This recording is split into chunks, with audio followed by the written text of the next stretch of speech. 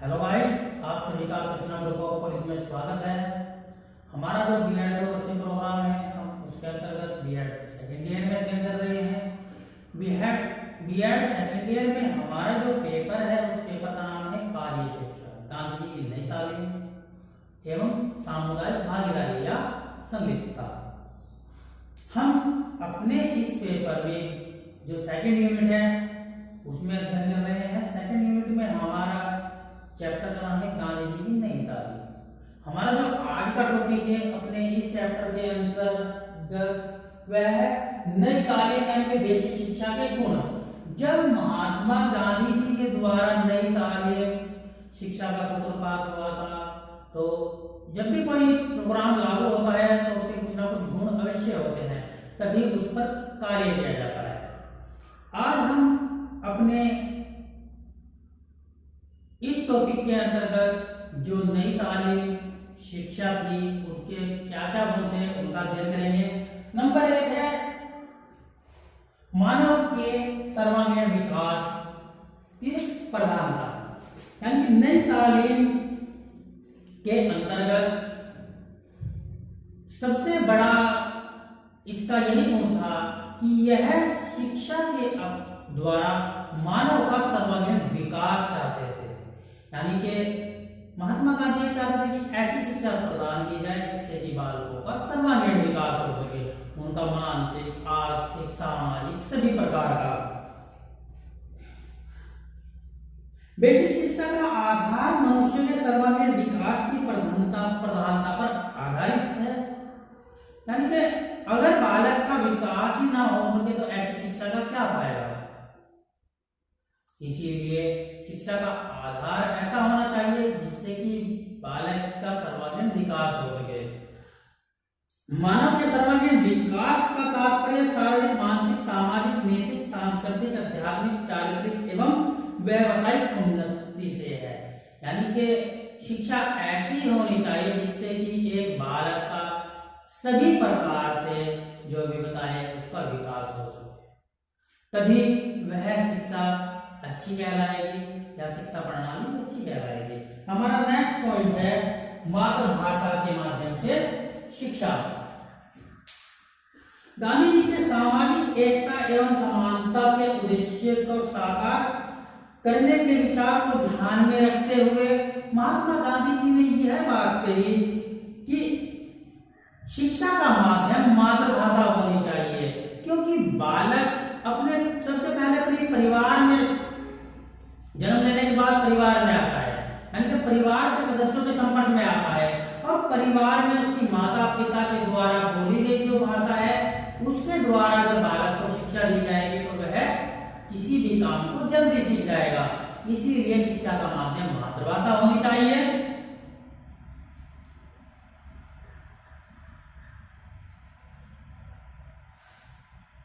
क्योंकि उस समय कुछ प्राथमिक स्कूलों का माध्यम मातृभाषा थी, परंतु अंग्रेजी माध्यम के प्राथमिक स्कूल भी चल रहे थे। इसीलिए महात्मा गांधी जी ने सबसे अधिक जोर इसी बात पर दिया कि वह चाहते थे कि जो शिक्षा का माध्यम है वह मातृभाषा होनी चाहिए। हमारा जो नेक्स्ट पॉइंट है वह है व्यावसायिकता पर बल। इसके अंतर्गत शिक्षा को व्यावसायिकता से जोड़ते हुए इसमें हस्तकौशलों एवं ग्राम उद्योगों का समावेश किया गया, जैसे कि खिलौने बनाना, कृषि कार्य करना, पशुपालन करना, बुनाई करना एवं कताई आदि की शिक्षा।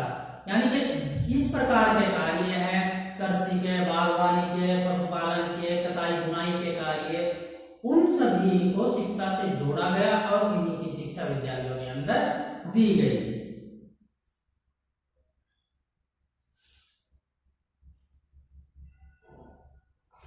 इस विचार के साथ कि व्यक्ति शिक्षा प्राप्ति के पश्चात अपनी कार्ययोग्यता चला सके।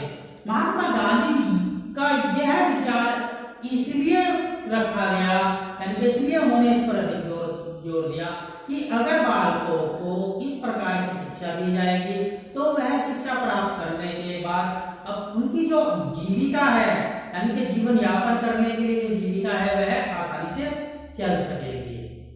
क्योंकि वह हस्तकौशलों के द्वारा पहले ही कुछ बनाना, कुछ यानी कि करना सीख जाएंगे शिक्षा के माध्यम से। हमारा नेक्स्ट पॉइंट है सौंदर्यानुभूति पर बल। यह प्रणाली बालकों के भीतर सौंदर्यानुभूति के भावों का समुचित विकास करती है। यानी कि जो बेसिक शिक्षा प्रणाली थी, क्योंकि उस प्रणाली के अंतर्गत किस चीज की शिक्षा दी जाती थी, यानी कि कार्यपरक शिक्षा दी जाती थी, हाथ से करने की शिक्षा दी जाती थी। और बालक, जब हमने आज किसी बालक को किसी चीज वस्तु को बनाने की शिक्षा दी, तो वह कल को उसे और भी सुंदर तरीके से बनाएगा। इसीलिए इस शिक्षा प्रणाली में सौंदर्यानुभूति का विकास होता है।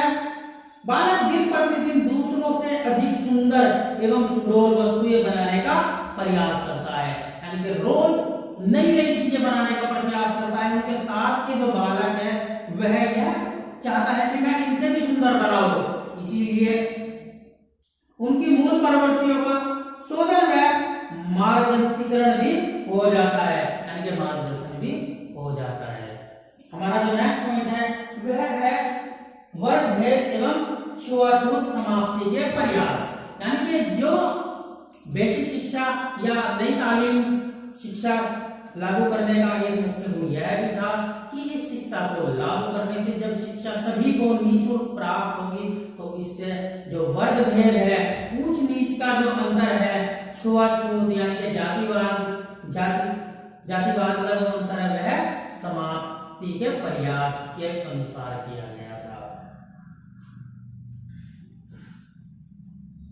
समाज में व्याप्त कुरीतियां जैसे छुआछूत एवं भेदभाव आदि का समाप्त करने हेतु बेसिक शिक्षा में समान शिक्षा एवं समान सेवा कार्य पर बल दिया गया। यानी कि सभी बालकों को समान रूप से शिक्षा देने पर बल दिया गया, समान कार्य करने के लिए उन्हें उत्सुक किया गया।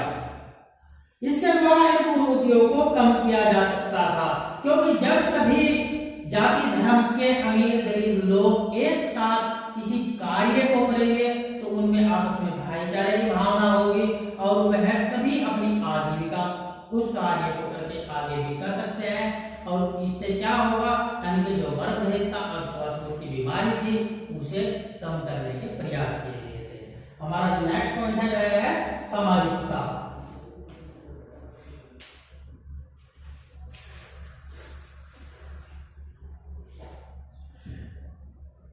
सामाजिकता की दृष्टि से बेसिक शिक्षा प्रणाली अत्यंत उपयोगी है, क्योंकि यह बालकों के भीतर सामाजिक गुणों का विकास करती है।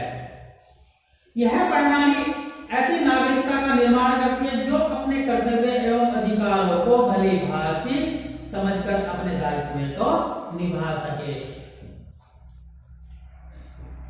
समाज के विकास में अपना अपना योगदान कर सके। यानी कि बेसिक शिक्षा जो थी वह सामाजिकता पर भी बहुत अधिक बल देती थी। हमारा जो नेक्स्ट पॉइंट है वह है आर्थिक दृष्टि से उपयोगी।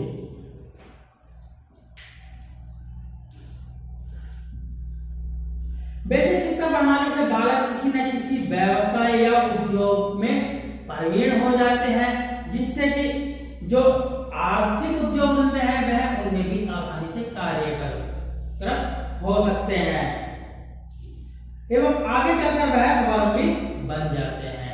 क्योंकि जब बालकों को यानी कि हस्तकौशलों की शिक्षा दी जाएगी, तो वह उस शिक्षा का उपयोग जो उद्योग धंधे हैं, छोटे छोटे उद्योग है, कुटीर उद्योग है, उनमें करेंगे, यानी कि अपनी जीविका चलाने के लिए करेंगे, जिससे क्या होगा, आर्थिक दृष्टि से वह उपयोगी साबित होगी। क्योंकि उनसे बनाया गया सामान बिक्री होगा और बिक्री होने के बाद उनको जो पैसे मिलेंगे उससे उनकी आजीविका चलेगी। इसके कारण वह आर्थिक दृष्टि से उपयोगी साबित होगी। हमारा जो नेक्स्ट पॉइंट है वह है दार्शनिकता। गांधी जी बेसिक शिक्षा प्रणाली उनके आदर्शवादी दर्शन का प्रतीक है। यानी कि जो गांधी जी के द्वारा बेसिक शिक्षा नई तालीम प्रणाली दी गई थी, वह प्रणाली महात्मा गांधी जी का जो आदर्शवाद था उस पर आधारित है, या ये कह सकते हैं कि यह प्रणाली उसका प्रतीक है। यह प्रणाली बालकों के अंदर त्याग, कर्तव्य, संयम एवं सेवा की भावना का विकास करने का, यानी कि विकास करने पर बल देती है। महात्मा गांधी जी भी यानी कि आदर्शवादी थे, वह उनकी जो शिक्षा प्रणाली थी वह भी इसी पर आधारित थी। यानी कि पहले भी इस बात का जिक्र हो चुका है कि जो महात्मा गांधी जी के द्वारा बेसिक शिक्षा या नई तालीम शिक्षा प्रणाली थी, वह यानी कि आदर्शवाद के इर्द गिर्द ही घूमती है, यानी कि उसका जो केंद्र है वह आदर्शवाद ही है। और महात्मा गांधी जी यही चाहते थे कि उन बेसिक शिक्षा के द्वारा सभी बालकों के अंदर कर्तव्य का, त्याग का, संयम का और सत्य का क्या भाव उत्पन्न हो सके या उनके भाव का विकास हो सके। हमारा जो नेक्स्ट पॉइंट है वह है स्व आश्रित शिक्षा। सेकंड लास्ट पॉइंट है स्व आश्रित शिक्षा।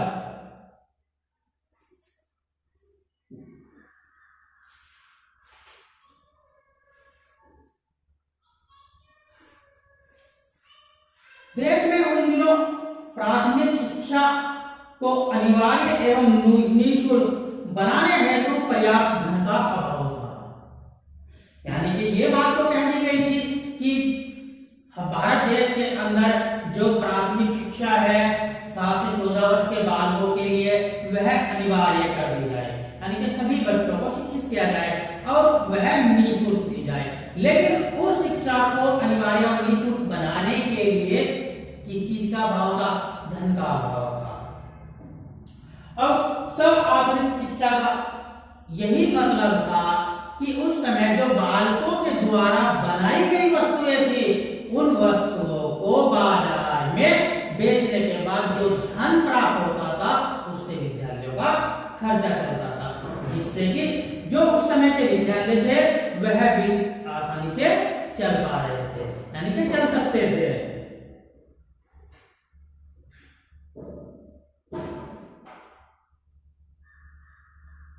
लेकिन ये जो उद्देश्य था नई तालीम शिक्षा का, स्व आश्रित शिक्षा, यह अधिक समय तक नहीं चल पाया। हमारा नेक्स्ट और लास्ट पॉइंट है समन्वयता, यानी कि एक दूसरे विषय का संबंध। यानी कि समन्वय का मतलब है एक दूसरे से जोड़ना। इस प्रणाली का सबसे बड़ा गुण यह है कि इसमें किसी उपयुक्त हस्तकला के माध्यम से शिक्षा प्रदान की जाती थी, क्योंकि जो बेसिक शिक्षा नई तालीम थी उसका मेन उद्देश्य यही था कि बालकों को हस्तकला के द्वारा ही शिक्षा दी जाए, यानी कि करके सीखने की ही शिक्षा दी जाए। इस प्रणाली के अंतर्गत शिक्षा की व्यवस्था इस प्रकार से की जाती थी कि सभी पाठ्य विषय परस्पर संबंधित रहते थे, यानी कि जितने भी पाठ्य विषय उस समय थे वह एक दूसरे से जुड़े हुए रहते थे, यानी कि संबंधित होते थे।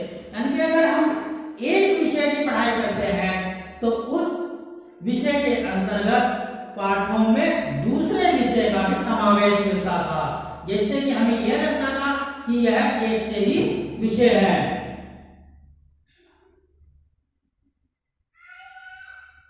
इस प्रणाली के अंतर्गत शिक्षा की व्यवस्था इस प्रकार से की जाती थी कि सभी पाठ्य वस्तु परस्पर संबंधित रहते थे, जिससे इसे ही शिक्षा में समन्वय या अनुबंध प्रणाली कहते हैं।